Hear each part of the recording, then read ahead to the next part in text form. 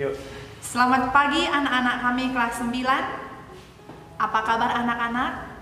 Ibu berharap kalian semua dalam keadaan sehat-sehat saja. Nah, anak-anak, sekarang pertemuan pertama kita untuk pembelajaran bahasa Indonesia untuk tahun ajaran 2020-2021 dengan Ibu Veronica Situmorang. Anak-anak, pada pembelajaran ini yang pertama adalah bab 1. Kalau kamu membuka bukumu, buku elektronikmu, bab 1 itu adalah laporan hasil percobaan. Ya. KD 31 mengidentifikasi informasi dari laporan percobaan yang dibaca dan didengar. Percobaan sederhana untuk mendeteksi zat berbahaya pada makanan contohnya, atau adanya vitamin pada makanan dan lain-lain. Nah, yang kedua itu KD 41. Menimbulkan tujuan, bahan atau alat, langkah-langkah, dan hasil dalam laporan percobaan yang didengar ataupun yang dibaca. Tujuan pembelajaran kita adalah yang pertama, anak-anak kami mampu menjelaskan pengertian dan fungsi dari teks laporan percobaan itu. Yang kedua, anak-anak kami mampu mengidentifikasi informasi yang disajikan dalam teks laporan. Yang ketiga, anak-anak kami mampu menjelaskan isi informasi yang terdapat dalam teks laporan hasil percobaan. Nah, sekarang kita masuk ke pengertian teks laporan. Apa itu teks laporan? Barangkali anak-anak kami sudah pernah melakukan percobaan sederhana, misalkan pada pembelajaran IPA atau sains. Ya. Setelah kamu melakukan percobaan itu, anak-anak kami pasti disuruh oleh ibu gurunya atau bapak gurunya untuk mendokumentasikan atau bahkan mempublikasikan hasil percobaanmu itu secara tertulis dalam sebuah laporan. Nah, misalnya laporan yang Anda buat itu tentang perkembangan kecambah, ya, perkembangan kecambah, atau yang berikutnya anak-anak didik kami disuruh untuk mengetahui kandungan zat dalam makanan, zat-zat apa yang ada di dalam makanan.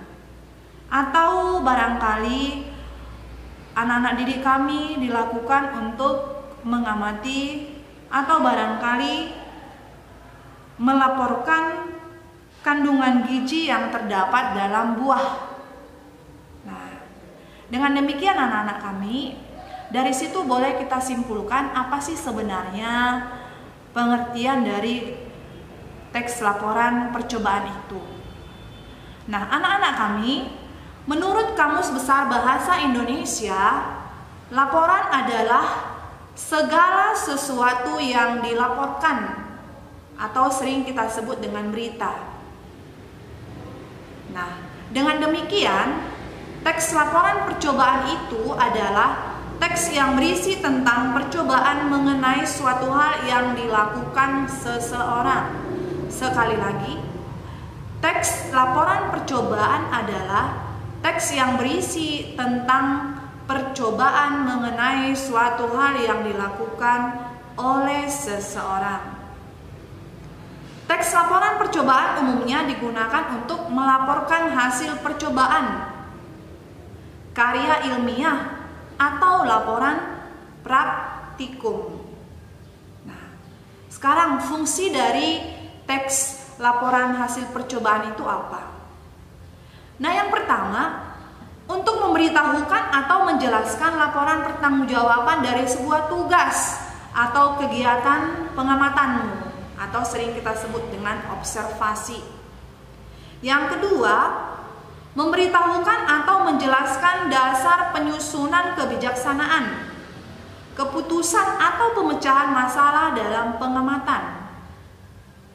Yang ketiga, menjadikan sumber informasi yang akurat dan terpercaya karena disusun berdasarkan fakta ataupun data. Yang berikutnya anak-anak, menjadikan sarana untuk mendokumentasikan hasil kegiatan observasi itu.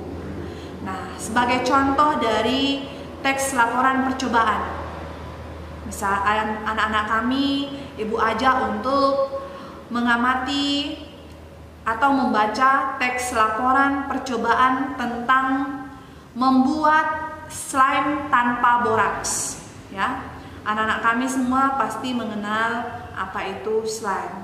Nah, sekarang kita baca apa-apa saja unsur-unsur dari teks laporan percobaan tentang membuat slime tanpa boraks itu. Nah, yang pertama itu tujuan. Tujuan dari pembuatan slime tanpa boraks adalah agar menjadi lebih kreatif dan mampu berinovasi dan berkreativitas. Cara membuat slime ini cukup mudah sekali serta tidak memakan banyak biaya. Yang kedua, alat dan bahan. Apa-apa saja alat dan bahan yang digunakan dalam pembuatan slime itu. Yang pertama, kita gunakan lem povinal. Yang berikutnya, deterjen bubuk. Yang berikutnya, deterjen cair secukupnya, pembersih lantai secukupnya, air secukupnya, dan alat pengaduk. Nah, alat pengaduk boleh kita gunakan mixer, sendok, atau bahkan tangan kita sendiri. Nah, yang berikutnya adalah wadah tempat slime itu. Apa yang mau kita gunakan wadahnya? Boleh baskom ataupun yang sejenisnya. Nah, yang berikutnya anak-anak kami, bagaimana langkah-langkah yang kita gunakan, yang kita lakukan dalam pembuatan slime tersebut?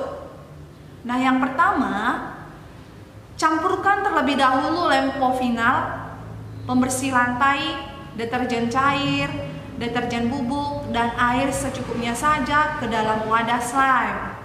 Campuran ini disebut dengan aktivator. Yang berikutnya, aduk campuran tersebut sampai merata. Kemudian, tambahkan lem povinal ke dalam campuran aktivator. Aduk lagi hingga struktur atau bentuknya menggumpal. Masukkan ke dalam freezer selama 5-10 menit. Setelah itu, keluarkan adonan tersebut dari freezer. Aduk lagi sampai bisa dimainkan. Slime tanpa boraks pun sudah dapat dimainkan. Nah, hasilnya bagaimana anak-anak? Nah, setelah melakukan percobaan ini, kita dapat mempunyai slime yang aman digunakan tanpa menggunakan boraks. Saat ini, slime tanpa boraks sangat populer di kalangan anak-anak dan remaja. Nah, kesimpulan yang bisa kita ambil dari percobaan tersebut adalah dengan membuat sendiri slime tanpa boraks, kreativitas serta pengetahuan kita menjadi bertambah. Selain itu, slime tanpa boraks ini biayanya cukup murah dan terjangkau. Slime ini juga aman apabila terkena kulit sebab tidak mengandung boraks. Nah, berdasarkan teks tersebut kita mengetahui beragam informasi di dalamnya. Untuk menguji pemahamanmu, silakan kerjakan latihan berikut di buku catatanmu. Ada 2 pertanyaan yang akan kamu kerjakan. Yang pertama adalah hal apa saja yang disampaikan atau diinformasikan dalam teks laporan percobaan tersebut. Jelaskan. Jadi kamu dituntut di sini untuk menjelaskan, tidak hanya menyampaikan informasi tersebut begitu saja. Yang kedua, identifikasilah pokok-pokok informasi yang dijelaskan dalam teks laporan tersebut. Jadi anak-anak kami diajak untuk mengidentifikasi pokok-pokoknya. Jadi pokok-pokok informasi yang di dalam teks laporan tadi itu kamu jelaskan.